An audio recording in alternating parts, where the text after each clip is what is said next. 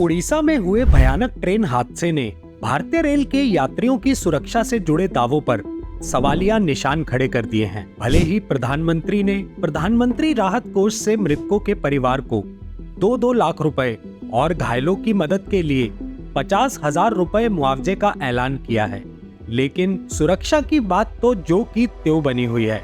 और जब सुरक्षा की बात आती है तो याद आता है कवच, जिसकी चर्चा कुछ वक्त पहले सरकार खुद ही खूब कर रही थी।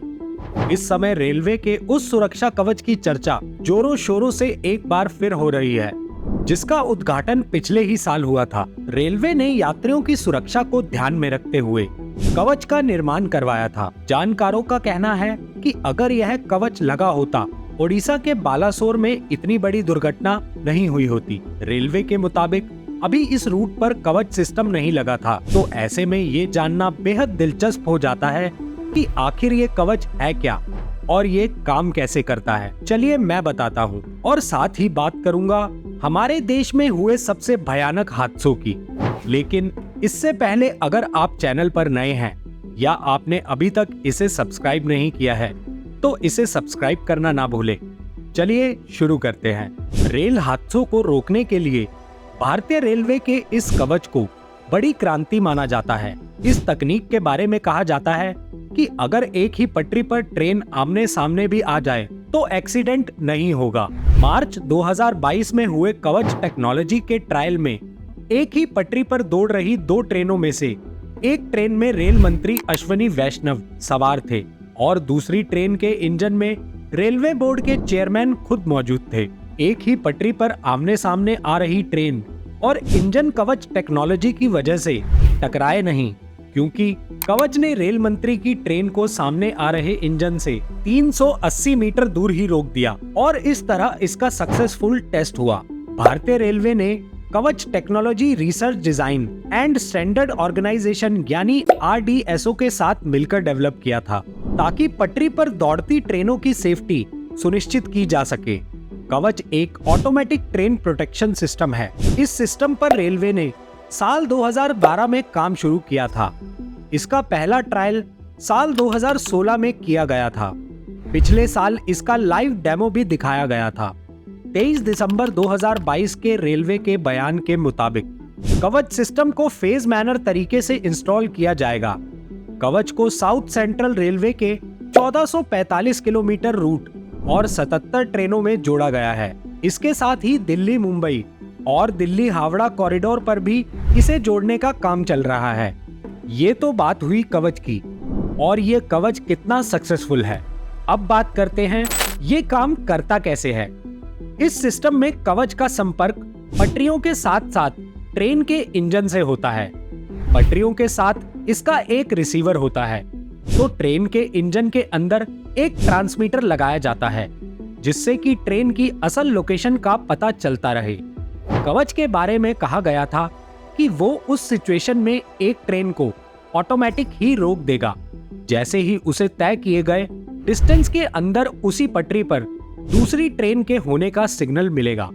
इसके साथ डिजिटल सिस्टम रेड सिग्नल के दौरान जंपिंग या किसी और तकनीकी खराबी की इंफॉर्मेशन मिलते ही ट्रेनों के अपने आप रुकने की बात कही गई थी। सिस्टम लगातार ट्रेन की मूवमेंट को मॉनिटर करता है और इसके सिग्नल भेजता रहता है। दावों की माने तो अगर कोई ट्रेन सिग्नल जंप करती है तो 5 किलोमीटर के दायरे में मौजूद सभी ट्रेनों की मूवमेंट रुक जाएगी। इसीलिए लोग ये बोल रहे हैं कि अगर ट्रेन के अंदर कवच लगा होता तो लोगों की जान बच सकती थी, क्योंकि इस हादसे का पैटर्न यही था। दरअसल यह हादसा कोरोमंडल एक्सप्रेस ट्रेन के एक मालगाड़ी को पीछे से टक्कर मारने की वजह से हुआ। रेलवे की तकनीकी भाषा में इसे हेड ऑन कॉलिजन कहते हैं। ऐसे हादसे हमें भारतीय रेल के इतिहास में बहुत कम देखने को मिले हैं। इस दुर्घटना में कोरोमंडल एक्सप्रेस के 12 डिब्बे पटरी से उतर गए। इनमें से कुछ डिब्बे दूसरी पटरी पर चले गए। दूसरी पटरी पर ठीक उसी वक्त बेंगलुरु से आ रही यशवंतपुर हावड़ा एक्सप्रेस ट्रेन गुजर रही थी। पटरी से उतरने के बाद कोरोमंडल एक्सप्रेस के जो डिब्बे दूसरी पटरी पर गए थे, वो वहां से गुजर रही यशवंतपुर हावड़ा एक्सप्रेस से जा टकराई। इसके साथ ही यह भीषण हादसा हुआ। यह हादसा रेलवे के साउथ ईस्टर्न जोन के खड़गपुर डिवीजन में ब्रॉड गेज नेटवर्क पर हुआ है। उड़ीसा के बालासोर जिले के बहानागा रेलवे स्टेशन के पास हुए इस भयानक हादसे में अब तक 288 से ज्यादा लोगों की मौत हो गई और 1200 से ज्यादा घायल हुए हैं। ये मृतकों की संख्या के हिसाब से अब तक का सबसे बड़ा रेल हादसा है। लेकिन सिर्फ यही नहीं है, बल्कि भारत में ऐसे दिल दहला देने वाले बहुत से हादसे हुए हैं। चलिए अब उनकी बात करते हैं। 20 नवंबर 2016 को गाड़ी नंबर 19321 इंदौर पटना एक्सप्रेस सुबह करीब 3:10 पे कानपुर के पास पुखराया में पटरी से उतर गई थी। इसी हादसे में इस ट्रेन के लगभग 14 डिब्बे पटरी से उतर गए थे। इस रेल हादसे में 146 लोग मारे गए थे और 200 से अधिक घायल हुए थे। ये रेल हादसा 1999 के बाद से सबसे भयानक रेल हादसा था।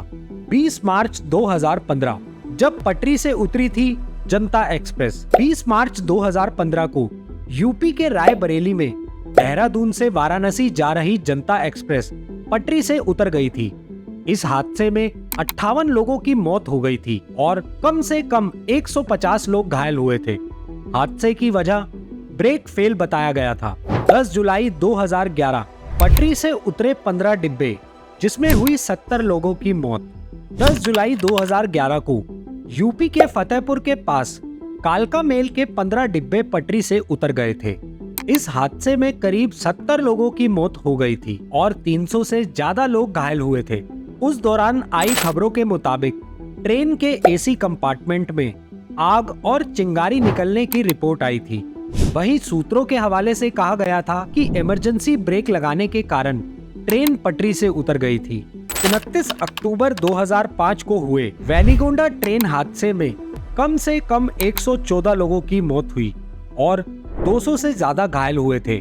अचानक आई बाढ़ के कारण हैदराबाद के पास वेलिगोंडा में स्थित एक छोटा पुल बह गया था। ट्रेन जब उस पुल पर से गुजरी तो ये हादसा हो गया। 10 सितंबर 2002 रफीगंज रेल हादसा। 10 सितंबर 2002 को तेज रफ्तार राजधानी एक्सप्रेस उत्तर मध्य भारत में धावे नदी पर बने पुल पर पटरी से उतर गई थी।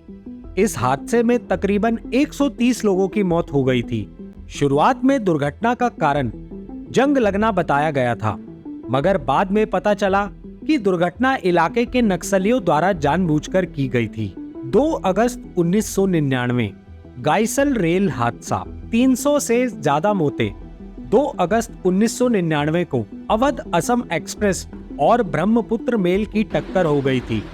ये टक्कर कोलकाता के पास गाइसल स्टेशन पर हुई थी। ये हादसा सबसे बुरी ट्रेन आपदाओं में से एक था। 300 से ज्यादा लोग मारे गए और 600 से ज्यादा लोग घायल हो गए। ये तो सरकारी आंकड़ा था। उस ट्रेन की जनरल बोगियों में क्षमता से कई गुना ज्यादा लोग थे। मृतकों का आंकड़ा 1000 के पार बताया जाता है। अब सवाल सिर्फ कवच का ही नहीं है, क्योंकि हादसे लगातार हुए हैं। सवाल तो ये भी है कि आज के दौर में कई नई तकनीक आ गई हैं। पहले के हादसों में ट्रेनों के कोच एक दूसरे के ऊपर चढ़ जाते थे, लेकिन अब नए एंटी क्लाइंबिंग कोच ट्रेन में लगाए गए हैं। यह LHB कोच एक दूसरे के ऊपर नहीं चढ़ते हैं। इसके बावजूद इस हादसे में इतने लोगों की मौत होना अपने आप में रेलवे के सिस्टम पर सवाल खड़ा कर रहा है। यह रेलवे का एक बहुत बड़ा सिस्टमैटिक फेलियर है। आज रेलवे मंत्रालय सोशल मीडिया पर प्रचार कर रहा है कि रेल मंत्री एक ट्रेन में सफर कर रहे हैं, लेकिन जैसे ही ट्रेन की स्पीड बढ़ती है तो कवच नामक सिस्टम ट्रेन की गति को कंट्रोल कर लेता है। आज हर बजट में कवच और ट्रेनों के सिस्टम, ट्रैक